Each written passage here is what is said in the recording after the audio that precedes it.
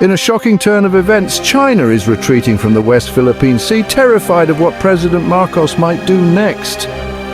For the first time in history, China is backing down, and it's all because of one man, President Marcos. China thought they could take whatever they wanted. They were untouchable, until Marcos stepped in. Marcos's strategy sent shockwaves through Beijing, leaving China scrambling to rethink their position. At the helm of this dramatic turnaround stood Philippine President Ferdinand Marcos Jr., a leader who dared to challenge the Asian giant. The world watched in awe as Marcos, through sheer determination and strategic maneuvering, forced Beijing to reconsider its aggressive posture in the West Philippine Sea. This was not a victory achieved through brute force, but through a calculated display of resolve that exposed the vulnerabilities of China's expansionist ambitions. The retreat of Chinese vessels marked a turning point in the region's geopolitical landscape, signaling the dawn of a new era where smaller nations, emboldened by Marcos's example, could stand up to Beijing's might. For years, China had operated with impunity in the West Philippine Sea. Their claims, draped in historical narratives and punctuated by aggressive actions, sought to establish dominance over this critical waterway. Fishing fleets, often accompanied by maritime militia, operated with blatant disregard for the sovereign rights of the Philippines and other neighboring nations. Artificial islands sprouted from the sea, transformed into military outposts, bristling with weaponry and surveillance equipment. China's message was clear: the South China Sea was theirs to control. This assertiveness, fueled by a rapidly expanding navy and a sense of historical grievance, created a climate of fear and uncertainty in the region. Smaller nations, wary of provoking Beijing's wrath, often chose acquiescence over confrontation. The balance of power seemed to be tilting decisively in China's favor.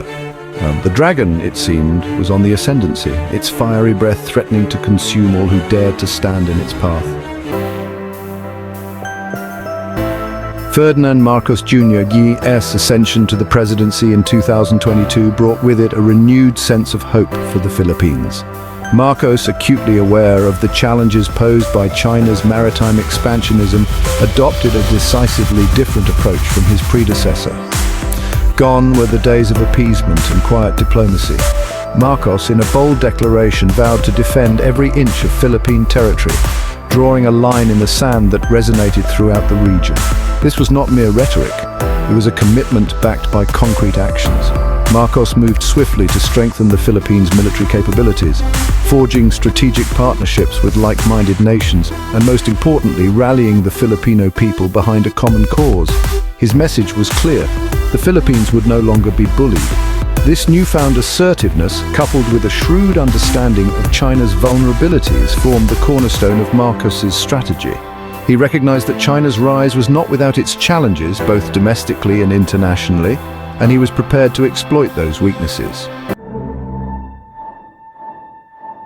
Within the corridors of power in Beijing, a sense of unease began to creep in.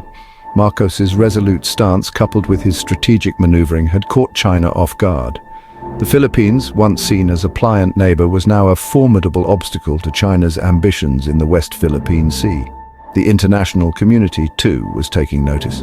Marcos's unwavering commitment to international law and his efforts to rally global support for the Philippines' cause put China on the defensive. The narrative that China sought to project of a benevolent regional power was being challenged. The economic costs of maintaining an aggressive posture in the South China Sea were also beginning to mount. International pressure, coupled with the potential for conflict with the Philippines and its allies, threatened to undermine China's economic interests. The dragon, it seemed, was being forced to confront the limits of its own power.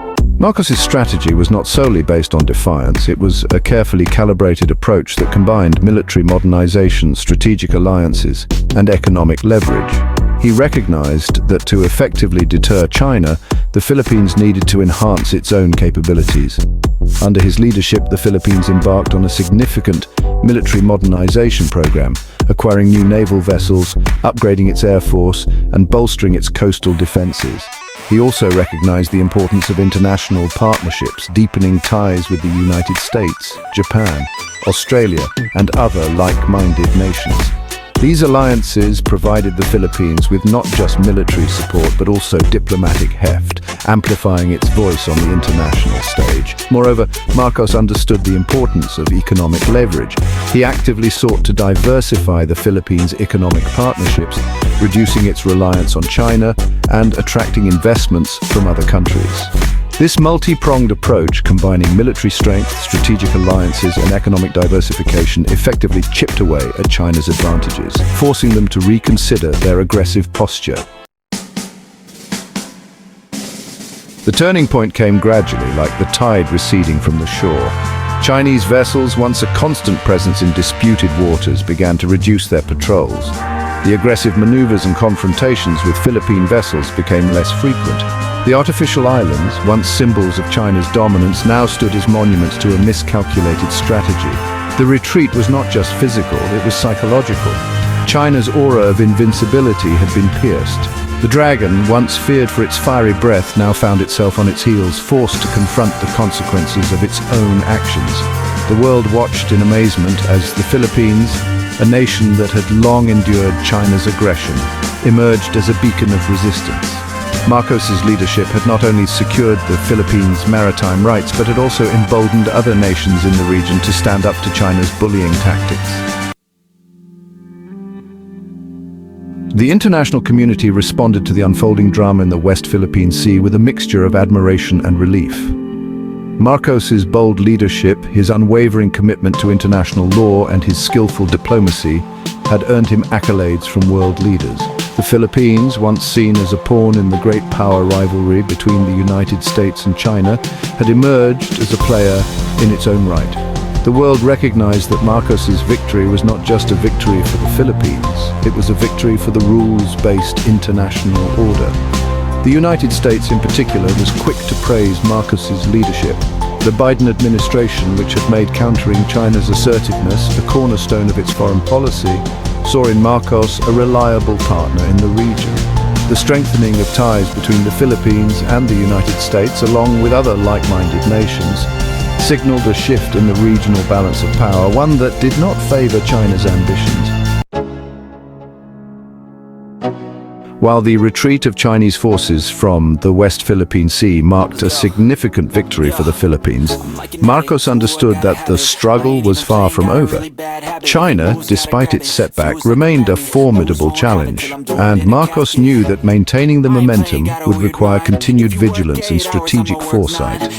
He vowed to further strengthen the Philippines' military capabilities, recognizing that a credible deterrent remained the best guarantee against future aggression. He also pledged to continue deepening ties with allies, recognizing the importance of collective action in deterring China's expansionist ambitions. Moreover, Marcos understood that economic resilience was crucial to countering China's influence. He continued to pursue policies aimed at diversifying the Philippines' economic partnerships, attracting foreign investments, and strengthening the country's economic fundamentals.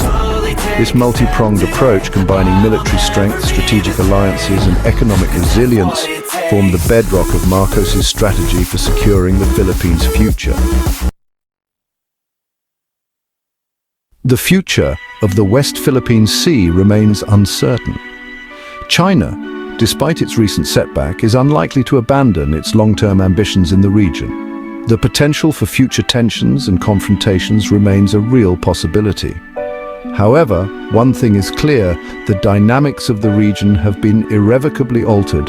The Philippines, under the leadership of Ferdinand Marcos Jr., has demonstrated that even smaller nations can stand up to China's might and defend their sovereign rights. The world is watching, and other nations in the region, emboldened by the Philippines' example, may be more willing to assert their own claims against China's encroachment.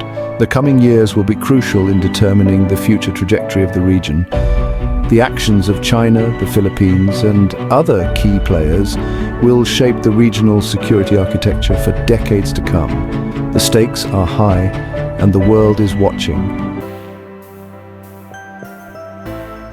The retreat of Chinese forces from the West Philippine Sea stands as a testament to the power of courage and resolve. Ferdinand Marcos Jr., Iy's leadership, characterized by his unwavering commitment to defending his nation's sovereign rights, his strategic acumen and his ability to rally international support, has ushered in a new era in the region.